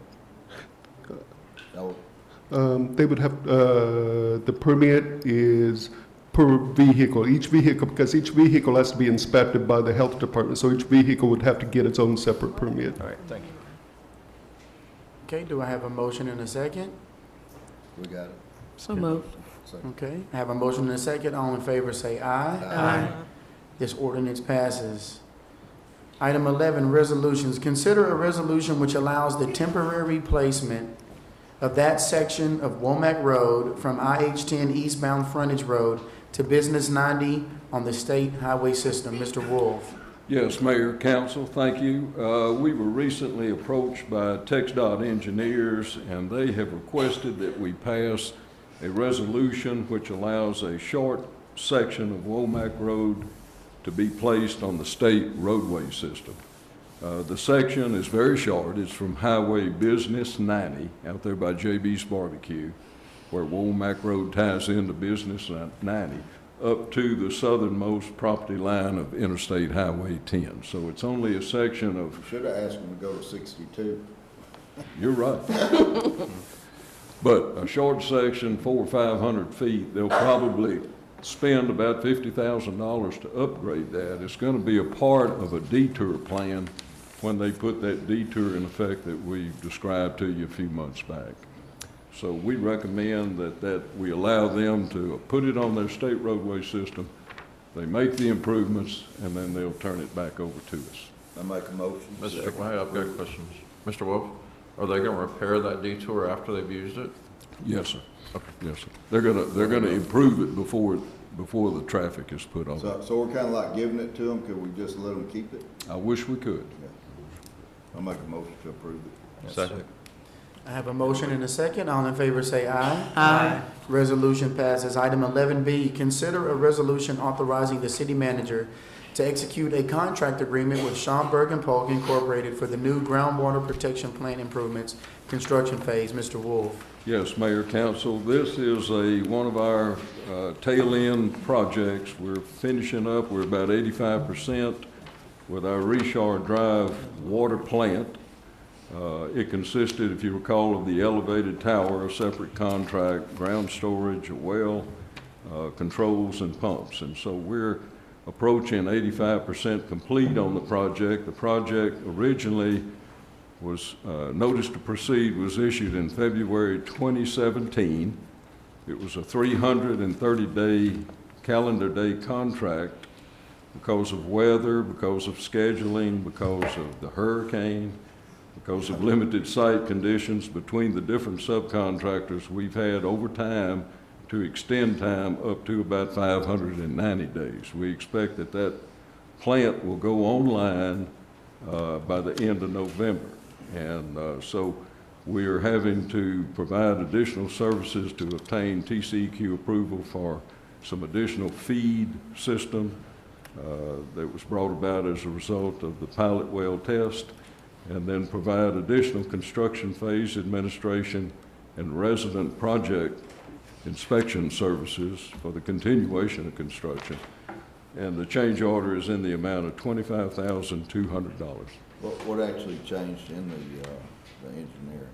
In the engineering, they've done some work to investigate the addition of a chemical feed system that would add Of a chemical what? chemical feed system that adds a caustic soda to the water coming out of that particular well. There was something that during when we pulled the sample test, once a well was drilled, we had to make some slight chemical modifications, additives to the water so that it's blended properly with our other wells. So this is some additional infrastructure that it takes to. Yes, sir, it is. And then the addition of contract time, just the time that it takes to build the project. Yeah, I'm surprised y'all got it done this quick. We, looking back at our $10 million bond program, we probably have right at $60,000 left right now, out of a little over 10 million to work with, so. You're doing a good job of spending it. We have. And engineering with both design phase services and construction phase services, our engineering is running 7.2%, which is extremely well for both design and construction phase. I have a question. At our last meeting, we mentioned Schaumburg and Polk as getting a grant that Assistant Fire Chief Brown said it was a grant that was paying them for engineering services on behalf of the city. Today, we're considering a contract agreement with Schaumburg and Polk for plant improvements. Help me out. Are they contracting with the city now to do something for the city, and the other thing that they're doing for the city is what? What's the difference? This contract is an ongoing current engineering contract that we retain the professional services of Schaumburg and Polk for this particular project on the bond program. In fact, they were the bond program engineer for the most part. They designed improvements at our wastewater treatment plant, and they designed improvements at our water plants. So this is an ongoing engineering contract with Schaumburg and Polk. So they've always been on this contract? We retain them for their professional engineering services for the $10 million bond program. This is a piece of property right there off of Highway 62. Wait a minute, can I get the answer first? I want to understand why I'm seeing this name keep coming up, and I want to understand why I'm seeing it. We typically use about 5 local. Jim, let me try to help you. Today's deal is an in-house project using water sewer funds. What you saw Chief Brown bring to you is a FEMA requirement that you separate out. If you're going to potentially receive FEMA funds, that you have to go through an additional step to select your engineers or your architects for those projects. So there are 2 independent projects. One's an in-house project that Mr. Wolf's bringing to you. The second one is to meet minimum FEMA requirements in the future for a future grant application. So you're just using the same engineer? Possibly. You're just using the same engineer? We're using Schaumburg and Polk on this project, this in-house project, because that's the selection we made as a city. To meet FEMA standards, you have to go out for bids and have some on a list, on a standby list for their grant when you apply for that. You could use firms out of Houston, you could use firms out of state if you choose. If they choose to meet the minimum requirements that FEMA posts for them to bid, you can select whoever you want. In that case, those were the only 3 bidders, I think, that came in to turn in a bid for the proposed FEMA grants. We actually had 5 that submitted requests for qualifications for the FEMA work. And we shortlisted 3. Schaumburg was one of the 3 that we shortlisted. Okay. For future work. Thank you. You're welcome. A lot of the council people wasn't here whenever this thing started, and so where is this particular project at? Richard Drive Water Plant. If you're familiar with our new elevated tower, it's located at the water plant site. It's directly behind. But I don't think they know where that water site. Okay, I think you're fixing to say it. Mueller Building Products on Highway 90, across from JB's Barbecue. Directly south of that is a new elevated water tower. It's We're kinda proud tied of the into our tower. DDC project that we, that was talking about earlier. We're proud of the water tower. It has our orange logo on the side of it, and it's a great advertisement for economic growth out in that part of town. Thank you. It's all the little pieces of the puzzle. Do I have a motion or a second? I'll make it. I'll second. I have a motion and a second. Thank All you. in favor say aye. Aye. This resolution passes. On to item 11C. Consider a resolution adopting procedures for disaster pay for all City of Orange personnel in the event of a natural or man-made disaster as declared by the mayor of the City of Orange, Texas. Ms. Brown. Mayor, Council, I know this is in your packet, and we were tasked with looking into the adoption of disaster pay policy, which we did. And if you've had a chance to read over it, you can see that the final product that we come up with. Thank you for working on this. This was another item that was brought to my attention after the last hurricane by some of the employees that had to use vacation to keep their pay whole. And so we asked the city staff to look into this so we can try to do a better job. I think there was some questioning because the county did it a certain way, which is kind of what we have here. And so for us to be the only ones not doing it like that, we just looked into it and we're trying to do what's best for our employees as well. I thought the county voted on it after the storm happened. I'm not Yeah, sure. I don't think that they put a declaration in before.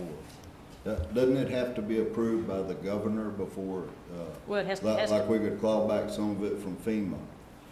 This has to be in our, we have to adopt this before an actual disaster. In other words, if you try to adopt it afterwards, FEMA's not going to pay you. So it has to be I adopted. thought that the county didn't have theirs adopted yet. Yeah, I think they did. I'm not 100% sure, but I think they did. Okay, I'd asked, but it might have been the wrong person. Doesn't the governor have to declare it before it's clawback from FEMA? Council, on a declared emergency disaster, Mm-hmm. once your resources or you think your resources locally have been used up, then you ask the governor or the state for help. The governor is supposed to respond through his emergency manager, Chief Nim Kidd. If they feel that they're overwhelmed and they can't supply the resources, then they ask the federal government to declare the area a disaster. And then the Secretary of Emergency Management brings it to the President of the United States, and the President decides, and then it trickles back down.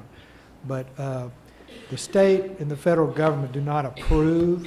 They guide you and recommend things, but they never rubber stamp an approval on anything, just like this policy here. You're committing to this pay level, whether it's a declared disaster or not. You cannot write it with a contingency that we'll only pay this or we'll only do this if it's a declared disaster. It doesn't work like that. Do we have any idea what the cost would be? Depends on the per day? disaster, depends how long it goes. Yeah. Well, I didn't know if you might have had a cost per day. Your burn rate, I don't know what the burn rate would be. Okay. Do I have a motion or a second? Motion. Second. Have a motion and a second. All in favor say aye. Aye. Resolution passes. Thank you, Ms. Brown. I'm a no. Thank you. You're a Okay, no. I'm sorry. Mr. Mello is a no, please, Ms. Anderson. Item 12, discussion action. Consider a motion approving action taken by the Orange Economic Development Corporation to enter into an agreement with Spanky's Barbecue Incorporated for the expenditure of funds for infrastructure improvements at 1703 North 16th Street, Orange, Texas, in an amount not to exceed $50,000 for the purpose of economic development. Mr. Trahan. Yes, sir, Mayor. This is a follow-up to the public hearing that was held at this morning's EDC board meeting. Just a few highlights. Mr. Mike Lemoyne is proposing a $213,000 capital investment to expand his parking area to accommodate an additional 38 spaces, which is a very positive step in terms of business growth. He's anticipating an increase in $750,000 sales on an annual basis, potentially leading to an additional six full-time employees. So the consideration before you today is just a follow-up to the public hearing this morning. Okay. Thank you. Thank you. I'll make a motion. Second. Okay, I have a motion and a second. All in favor say aye. Aye.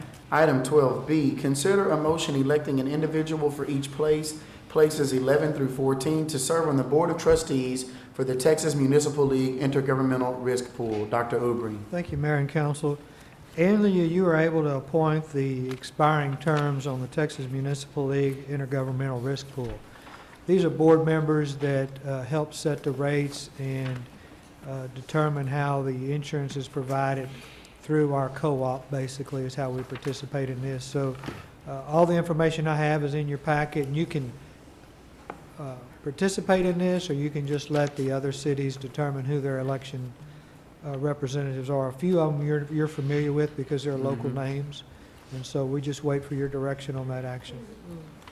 I sure think we ought to have the local people represented. Yeah. Yeah, David Rutledge, Mayor Rutledge, Yeah. I would Yeah. definitely love to have for place 14.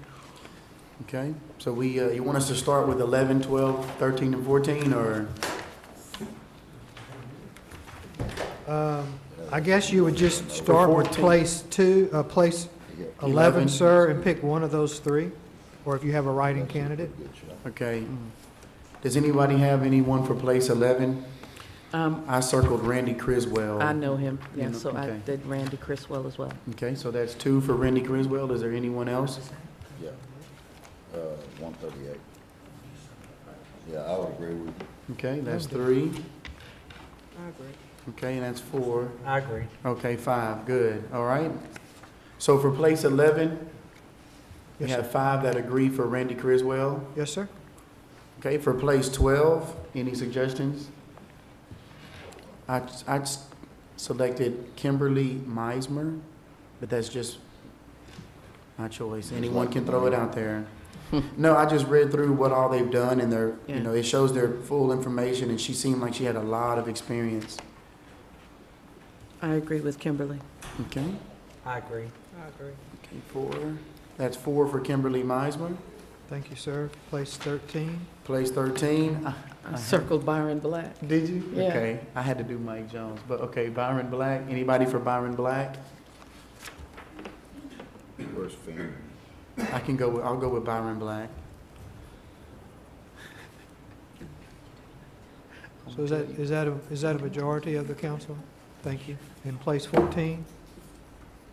So we had 4 for, Byron Black. Byron Black, please, for place 13. Says 4 people agree. Yes, sir.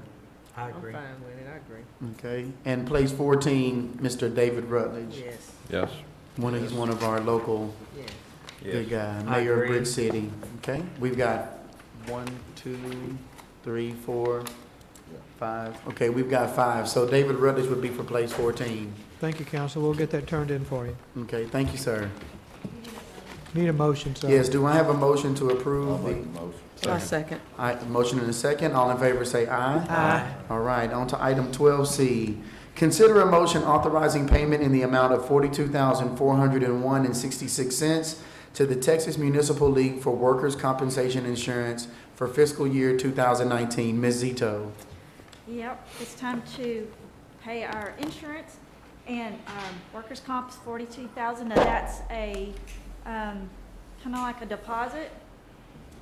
They estimate it for the year. They audit you. They adjust that, but that's our initial payment. Now the city is self-insured up to $100,000. So How much did we pay out last year in workman's comp? You have the figure? That's really not bad. I don't know if I And you brought said that's a that. deposit? Is that the estimated amount for the year? Yes. Okay. That it's estimated, correct. Yes. I just wrote a check Last this year, morning. our claims were pretty low, 28,000. Oh, that's good. not bad at all. But in other years, they've been pretty high. So the workers' comp has a fund by itself, and we designate all the departments pay into the fund by a percentage of their payroll. And so this fund pays these premiums, pays the claims, and we allow for any catastrophic claim. What if we had a lot of claims, or we just had a large amount? So right now, this fund has cash balance of $846,000. Does the city get a reimbursement sometime whenever they do good? We can get a reimbursement, say, they get some money back. Yeah. Or it's possible. Do y'all normally get a refund check? It's possible, Yeah, yes, okay. that is correct. And so TML not only, they also administer our claims. Since we self-insured up to 100,000, we allow, but we send them all claims, they process them, they pay them, then we pay our portion, but that way it's in their hands. Does it go into the reserve or does it go back into that workman's comp? It goes into this reserve? fund. Okay. Goes good. into this fund, and we calculate every year, sometimes twice a year, depending on the amount of claims we have, what we expect the reserve, what do we need as a city? And I calculated it to be 336, so we're. Sounds like you're doing a good job. I'll make a motion. I'll second. I have a motion and a second. All in favor say aye. Aye. Thank you. Motion passes. Thank you, Ms. Zito. On item 12D, consider a motion authorizing payment in the amount of $316,253.84 to the Texas Municipal League for property and liability insurance for fiscal year 2019. Ms. Zito. Yeah, on page 147, you'll find my memo that describes how the rates are come about for property and liability. Basically, TML takes their pool rates with all their members, our city experience, our claims, and of course our coverages, our property values or whatever. That's what goes into our premium. Unfortunately, our liability insurance went up 8.86%, mainly due to claims, because the pool rates for liability did not go up. Some of them decreased. So that was on the city. Property insurance went up 16.19%, and that was due to Harvey. Yeah. After 3 years, I believe that starts to, that'll come back off. About how much should we spend on liability payout? I do not. Okay. Which would be claims against the city? Yes, Correct. that's correct. So overall, our total insurance payment is 13.51 increase from last year. I'll make a motion to approve. Second. I have a motion and a second. All in favor say aye. Aye. Motion passes. On to item 12E. Consider a motion to approve the amendments to the Orange Economic Development Corporation's budget for the fiscal year 2018. Ms. Zito. Yes, earlier, I brought this to the EDC board, and it was just, they had one amendment, and it was for the sales tax refund that we had to send back to the state. So this was just to approve that. Okay. Motion. Second. Okay. I have a motion and a second. All in favor say aye. Aye. Motion passes. On to item 12F. Consider a motion acknowledging receipt of the Orange Economic Development Corporation's proposed budget for fiscal year 2019. Ms. Zito. Yep, this is my last one. So, it's gonna be worse after this. I presented the proposed budget for 2019 to the EDC board earlier, and if you remember, we projected operating revenues about $1.4 million, and expenses pretty level. We expect to have in the EDC, counting for the projects that were already on the books that we are encumbered, available for future projects, $1.6 million. How much, Ms. Zito? $1.6 million. Okay. I'll second. Okay, I have a motion and a second. All in favor say aye. Aye. Motion passes. On to item 12G. Consider a motion declaring a special operations trailer as surplus and authorizing disposal by auction through Renee Bates Auctioneers. Mr. Frenzel, Chief Frenzel, sorry. Yes, Mayor and Council. This trailer is a 32-foot enclosed trailer that was purchased in 2003 with a Homeland Security grant. Shortly after 9/11, they made grants for different areas to be prepared in case of similar type of emergencies. And what this trailer was about was carrying equipment for mass casualties or for decontamination of a large group of people. Since then, in the last 15 years, things have changed, and now they have Task Force 1, and they have regional task force set up all over the United States to handle the same type of operation. Most of the equipment that came with this trailer is already outdated and has been disposed of, but we got approval to dispose of the trailer, and right now this trailer is housed at one of our stations, and we could use the housing space to put a piece of equipment if we can get rid of the trailer. So we're just asking for your approval to surplus the trailer and put it to Renee Bates for auction. And if the amount of money received is less than $5,000, it comes back to the city. If it's over $5,000, I think the money has to go back to FEMA. What shape is the trailer in? Pardon? What shape is the trailer? The trailer, it's been housed ever since it was brand new. The trailer itself is in good shape. The tires, I wouldn't head to Beaumont in it because they're 18 years old. Yeah. But the trailer itself, like I say, is in reasonably good shape. Dr. Uber, would it be feasible to reassign that to a different department? It's a fifth wheel, and it's so big and bulky, we really don't have, and we've already talked about it. It's just an obsolete piece of equipment. It served us good life, but we don't have anything for parks or police department for a need for it. Okay. Thank you for asking. Evacuate people in hot water. That's a good, you need to say that out loud. What I was just saying was, too bad we couldn't use it like in case we ever needed to evacuate people from high water or something like that. Oh, I wouldn't want to put them in an enclosed trailer. No, I'm saying like if you could cut the top off and do all of that, but that would be chopping it. Of course, we have recently purchased 3 vehicles for high water sir. rescue. You remember that? So. I make a motion to approve. I second. Okay, I have a motion and a second. All in favor say aye. Aye. Motion passes. On to item 12H. Thank you. Consider a motion declaring a 0.465 acre tract of land situated in the Nathan Cordry Headright Survey, abstract number 59, located at 1705 MacArthur Drive, owned by the City of Orange, as surplus property and authorizing the city manager to proceed with the sale or exchange of the property. Mr. Knopf. Yes, sir. This is the old fire station number 3 that's located on MacArthur Drive. Most recently, it housed the parts maintenance staff, and then after Harvey hit, that property flooded, and then the parts maintenance staff moved to the armory.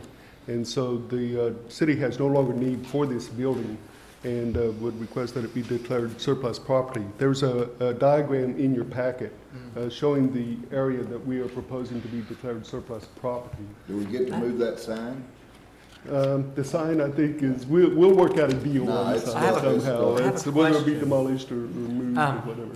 Since it's right next door to the Lions Den Park and the Lions Carnival, why can't we donate or whatever we can to the Lions Club for them to use that property? I was called over the weekend about this very same topic, and so we will move forward with this at your pleasure. But I'll also have conversations with the interested parties and see if we can bring something back to you where we can That's have a a three-way fantastic win in the idea. deal. If it's declared as surplus, if it's declared as surplus property, does that mean you can do whatever it is you want to with it? This ordinance allows the city manager to either sell it, exchange it, dispose of it, however they decide. That would be great. Now, the For the Planning and Lions Zoning Club. Commission. Because they need a place anyway. Yes. On September 4th, the Planning and Zoning Commission considered this request because the city charter requires any city property, before it can be declared surplus, has to have a recommendation from the Planning and Zoning Commission. And they voted unanimously to recommend that it be declared surplus property. All right. But then That's we'll a get great to vote on what it goes to. I would ask you just go ahead and take the action. I will sit down with I would ask that you go ahead and take the action to declare I it would like surplus. to The second donate- thing I'll do motion to next week donate is it to 'em. schedule a meeting with the interest. Yeah, I agree with Paul. I agree with that, for the Lions Club to be donated. Well, then, we're not Still making has a to go motion for surplus. that. Oh, it has to We're go just surplus. making a motion for The surplus. Still has to go Okay. surplus. I make the I got motion for surplus. Second. All right, second. Okay, I have a motion and a second. All in favor say aye. Aye. Motion passes. On to item 12I, consider a motion appointing David Peck to the Board of Adjustment for a term expiring December 31st, 2018. Mr. Knopf. We have one vacancy on the Board of Adjustment, and we have an application from David Peck for that board. Mr. Peck is eligible to serve on the board, should you so choose. I make a motion to approve. Welcome, Mr. Peck. I second. Okay, have a motion and a second. All in favor say aye. Aye. Motion passes. Is this the first time we've gotten the Board of Adjustments to actually be full? It's been a while, hadn't it? No, sir, we've had a full We had board a up full- until okay. Zachary Thomas resigned. Zach It Thomas, was okay, I thought full. maybe, okay. Mhm. Thank you, sorry about that. Consider a motion appointing Jamie Wilson to the Planning and Zoning Commission for a term expiring September 11th, 2020. Mr. Nall. Ms. Wilson currently serves on the Planning and Zoning Commission, and she is eligible to be reappointed. And if you do reappoint her, her term would expire in 2020. Okay. I have a second, and I have a motion and a second. All in favor say aye. Aye. Motion passes. Item 12K, consider a motion appointing Mary McKenna to the Planning and Zoning Commission for a term expiring September 11th, 2020. Mr. Knopf. Ms. McKenna also serves on the Planning and Zoning Commission, and she is eligible to be reappointed for a term that would expire in 2020. Okay. I'll make a motion. Second. I have a motion and a second. All in favor say aye. Aye. Motion passes. On to item 12L, consider a motion appointing Denise Ledette to the Planning and Zoning Commission for a term expiring September 11th, 2020. Mr. Knopf. Ms. Ledette serves on the Planning and Zoning Commission also, and she is eligible to be reappointed for another 2-year term to expire in 2020 if you so desire. A motion. So moved. Make a motion and a second. All in favor say aye. Aye. Motion passes. On to item 12M. We're almost to Z.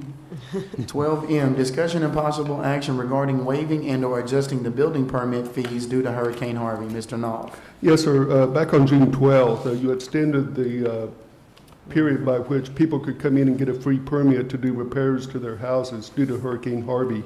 And that 90 days ended September 9th. And so you will need to decide whether to extend that time period or whether to cease having those free Harvey permits. There's a chart in your packet that shows the number of permits we've issued. And for the past few weeks, it's been either 0 or 1. It's really tapered off. So you may want to consider no longer having the free Harvey permits. I'd like to say something about that. I'd say keep it. I say keep it, zero. and the reason why I am a prime example of why it needs to stay. I have been having a difficult time, like a lot of people contacting me, telling me, when we stated that it was a long-term recovery effort that's going to need to be taken place, that's what it is. And I've had maybe 7 or 8 contractors, and I don't know what it is if once they find out I'm a city councilman, because I'm not telling them, but they find out, they mention it to me, and I cannot get them to come back, or they just, whatever the case may be. But I'm having difficulties just like the average other person here in our community. And it's bad. Yeah, It's we really hadn't bad. We hadn't been starting many more. So another 90 days, I'm asking. We hadn't been starting many more Harvey jobs, but I see people, around. We still have people living in hotels. We still have people living with family members, and we still have people like myself in a FEMA trailer that are, just because, you may be back in your home, we still have people that are needing the extra help. So. Okay, so we I pushing make a for another motion 90 to days? extend it. Okay, I have a motion to extend. Is there a second? Second. Extend for another 90 days? Yes, Is that the sir. motion? Okay. We have a motion and a second. All in favor say aye. Aye. All right, motion passes. On to item 12N. Discussion and possible action regarding allowing of parking use and occupancy of recreational vehicles and travel trailers on residential property as temporary housing by property owners while damage to property caused by Hurricane Harvey is being repaired. Mr. Knopf. Last year on September 12th, you agreed to waive the zoning ordinance prohibition against living in a trailer on the same property as a permanent structure. For people whose houses were damaged by Hurricane Harvey, that you allow them to live in temporary trailers, RVs, those kinds of things on their property. That year extension ends tomorrow, and so you will need to decide whether or not to continue that or not, and just be mindful that under the FEMA regulations, the FEMA trailers, people have to be out by February of 2019. I think we have the same problem that Councilwoman Salter has, that they're not back in their homes yet. And it's not a permanent. I've talked to FEMA and the GLO and the managers that are coming out, and they said that, they're trying to get people back in their homes for February so they can remove them, but it's not they're gonna look at it to see how many people still living in those trailers and home, you know, so. I know where there's two that were put on the property, they disconnected the other guy's, stuff. They said you can't get in it till it's inspected, and it still hadn't been inspected. Yep. So, that's just how some of that stuff gets, It's been messed up. Mm-hmm. Okay, so do we want to have a motion to extend? Extend, He a said we motion. need to extend. Okay, I have a motion and a second. Okay, to for how extend. long? Well, let's extend it To the- initially through the end of February and see what FEMA is at it. going to do and come back and talk again. Okay, end of February or end Well, of January? let's- Because the let's word we say- had let's was just that they say have to 6 be out by months. February, which They would be wanted- January 31st. January 31st. Is that what it is? That's my So you're recommendation. matching the FEMA deadline? I'm matching FEMA. And if I'm and good if with that. FEMA extends, then Then we we can should extend. extend. And FEMA's Then to we'll like bring it February back to you. 19th. FEMA Yes. extends, we'll bring it back to you. I Yes. think we should put it past the FEMA deadline, though. Because FEMA deadline is the 20th of Of February. February. Yeah, I That's think what the we lady should- told So me. Okay, where did the you word- get January 31st? Where did you get January from? We got that from the, Leanne, we got that from the Regional Planning Commission, that their word was from FEMA, that the people in the FEMA trailers had to be out by February of 2019. Well, that's Yeah, why I February, said that's do right. it through the end of February February, 20th. but you said January. February the Well, 28th. by February of 2019 is the word we got, so. They said by February 20th, It- Okay, possibly. you want to, Yeah, but end of we- Follow February? We wanna have FEMA. a If chance FEMA to says the meet. end of February, I would like to follow Okay. FEMA to see if they're going to change. Well, I think we should at least wait till the next meeting to have a chance to see, because FEMA's probably gonna extend it. The deadline's tomorrow. The deadline is tomorrow? He said, So- he said the Yeah, deadline the was 12th tomorrow. month ends So to tomorrow. the Yes, end of February. So, to the end of February. End of February? Yes. Okay. Is that the motion? Yes. To extend it Motion, through the end yes. of February? Motion. Yes, sir. Okay, we have a motion And a second. All in favor say aye. Aye. Okay, on to, our motion passes. On to item 12, we will table the discussion and possible action regarding mitigation grant funding. Mr. Wabi had to attend another meeting, so we'll table that till another time. So on to item 12P, discussion and possible action regarding necessary business resulting from Hurricane Harvey. Dr. Ubry. No new business, Mayor and Council. Thank you. Okay, reports, city manager report. We have, staff has one request. We need to call a special meeting to make the timeline of passing the next fiscal budget. We're looking at Tuesday, September 18th to do this. It'll be to read the property tax rate. So my question for you is, what time do you want this meeting scheduled? 9 in the morning, or do you want it in the evening? What's your pleasure? Everybody feel better with the evening? So I think- 5:30? Yes, sir. 5:30. Thank you. 9:18 at 5:30. No other questions, sir. A special 9:18. call. Okay, city council report, starting at my right. No report. Okay. You covered my words with the 9/11, thank you, sir. Oh, no, I don't have anything today. I don't have a report, but 9/11 means something different to me now. I am a yaya, and my granddaughter's birthday is today, which I think it's a wonderful day for her to have a birthday, because people will always remember her birthday. And I also want to say that I'm happy that we had a full audience here this morning. I wish they would stay for the whole thing, because we're trying to do better here in our city. And most of you know that we are getting ready to lose a part of our arm, and that would be our city manager. Thank you for everything that you've done. Thank you for always being there when I called, when I emailed, when I was not happy with what was going on. I still thank you for your professionalism. You have never been nothing but professional toward me, and I appreciate that. Thank you again. Good luck in your future. Let your wings spread and soar over that city. And we now get an opportunity to find someone to help us spread our wings and to continue to grow as well. So I just wanted to do that personal thank you. Thank you. No report. No report.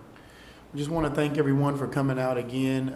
For those who received money today, it's an awesome feeling to be able to, see the different organizations and nonprofits that are working to make our city better, receive the funding that they need. Once again, 9/11, let's all bow our heads for a few moments today when you get your own free time. We also, if before we close, I wanted to recognize, did we have any veterans? I know we have our Mayor Pro Tem, Pat Pullen, who served in the military. Would you please stand, sir? Is there anybody else who served in our military here? Miss Annette Purnell. And I'd like to give them a round of applause and tell them thank you. I probably should have done that when we had more people, so it would be louder. But thank you so much for giving your time and serving our country. And with that, we will move on into adjourn to close executive session. Deliberation with city attorney pursuant to Chapter 551 of the Texas Government Code. 1, deliberation with legal counsel regarding pending or contemplated litigation as authorized by subsection 551.071, consultation on collective bargaining agreement negotiations with the Orange Municipal Police Association.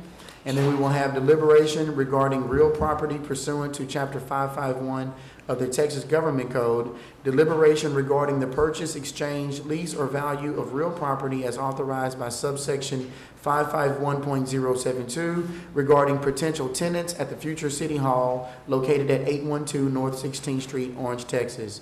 At this time, if you are not a part of City Council or staff, would you